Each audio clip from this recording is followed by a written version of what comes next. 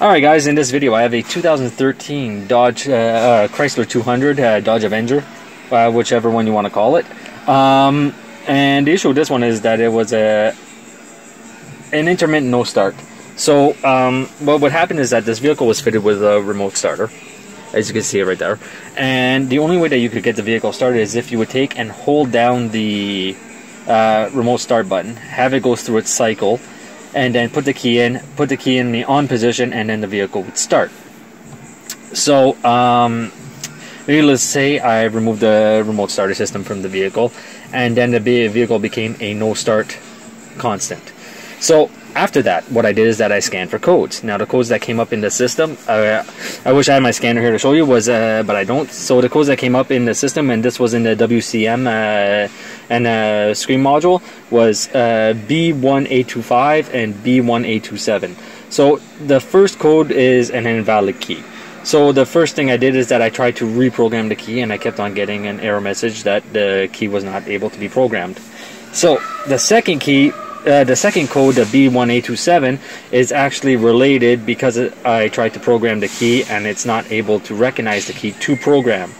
So knowing that the key was good because it was able to keep the car running, I didn't really go too far onto that one. What I did do was that I went on to my WCM, and I went on to my screen module, which is over here, and the WCM is down here. Not WCM, this is your ignition switch, and this is your WCM screen module. So I took and I verified power and grounds to both the module and the ignition switch. Now everything is there. I had my powers, I had my grounds, I had my signal from the ignition switch coming out, saying okay, go ahead, start the vehicle.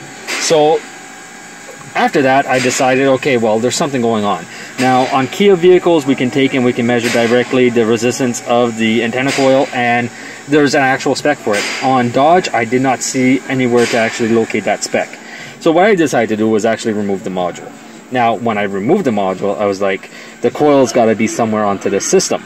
So, when you remove the module, this is what you have. You have this guy right here. And it's sitting just like this. And you have a little cover that's over this area. You just pop that little cover off like this, and you pop it off, and then you're able to see the internals. Now your coil is pins are over here. You have two pins. One's going to be a positive, one's going to be a negative. Positive, negative. It's not a real positive negative. It's just enough power to power up the coil in order to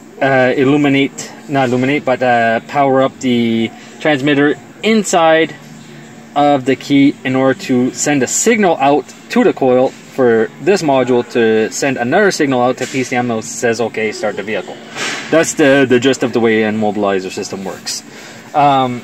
So basically we should have a resistance reading from here to here. Now when I took and I tried to read a resistance, I was reading OL. Not good.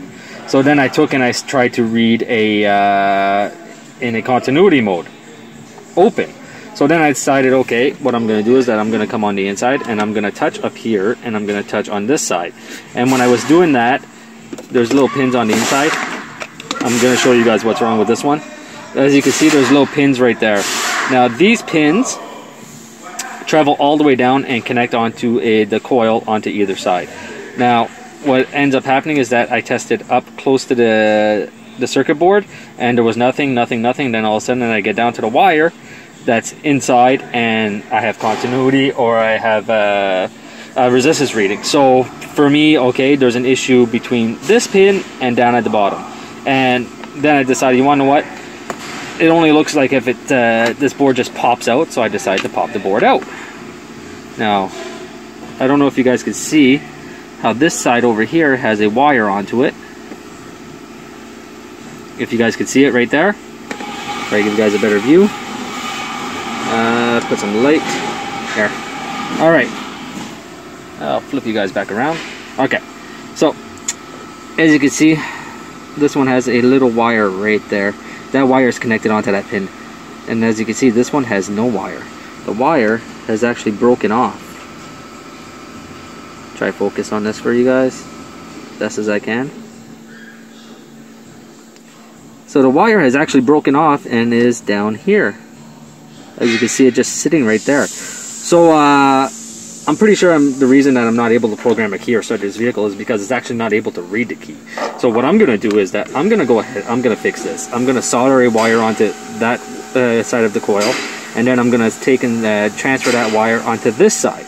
Now, after that, I'm going to plug everything up, and hopefully I'm able to program the key. I'm going to bring you guys along after I get everything put back together, and I really wanted to bring you guys on this diagnostics, but I'm at work, and it's not always the easiest thing to perform a video for you guys while I am at work. So I hope everybody does understand that, and I will bring you guys along or show you guys things that I have done during the day as they come up. So, like I said, I'm going to solder all this back together, and hopefully this fixes this issue. I'm not sure if it's going to fix it, but I'm pretty positive at 99.9% that it will. So I'm going to pause you guys here, and I'll bring you guys right back. Alright, let's see what we can do here. I have... Oh, there we go. Alright, so I have the ignition on. I got to plug up my VCI. That's true. Let's get down here. See if I can plug in my VCI with one hand.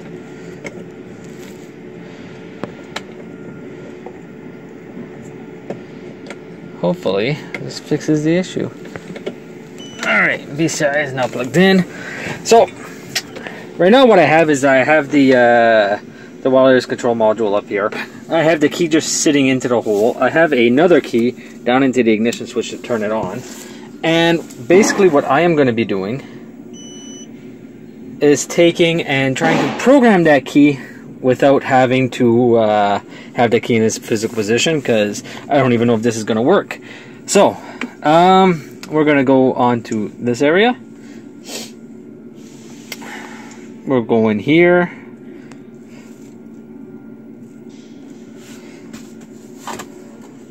Like I said, I don't even know if this is going to work, so hopefully it does.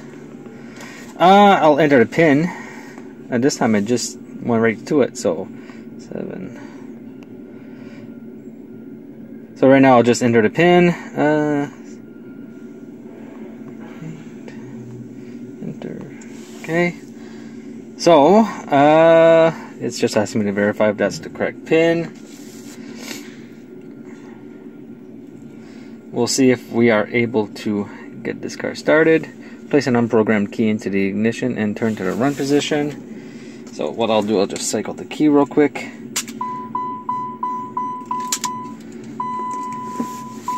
And I will press OK. It's verifying the input pin. And now it's either going to tell me that it has completed or that it is a bad key. And now it has just programmed the new key.